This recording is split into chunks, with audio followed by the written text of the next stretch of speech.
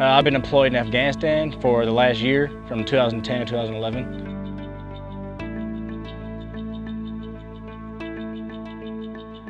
A lot of times, we'd have a terp on our mission and they wouldn't get the translation exactly correct, so it can compromise critical missions. There's also times where we didn't have a terp, so we kind of had to just cancel the mission or go without one, really. Okay, well, a big attribute would be to save the Army a lot of money paying a terp, like a ton of money. Another thing is that you don't have to have a seat in your vehicle being taken up by a terp. You can have an extra soldier or just use it for water.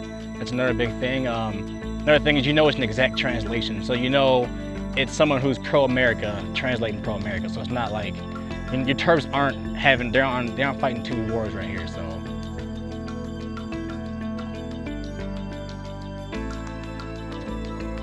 Quick as possible, really, because normally what would happen, we'd ask them a question and then they would repeat the question in their language and then we hear it back and then they give it to us. There's not really a time limit. I mean, just as soon as possible, really.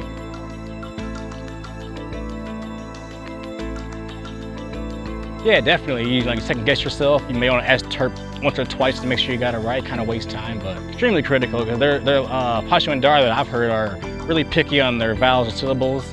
I mean, one syllable off can mean a whole different word. I mean, it's extremely picky and crucial. So, right info can even help their village out. I mean, they can get wells built, schools built, that kind of stuff, as long as the translation is being correctly understood by both sides here. So,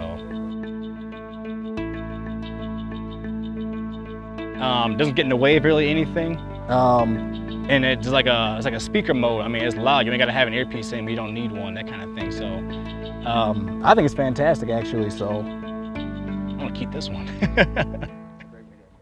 Please take a brief moment to complete the survey to help us better understand your needs for interpreting services in your industry, so we may better be able to design the best possible solutions.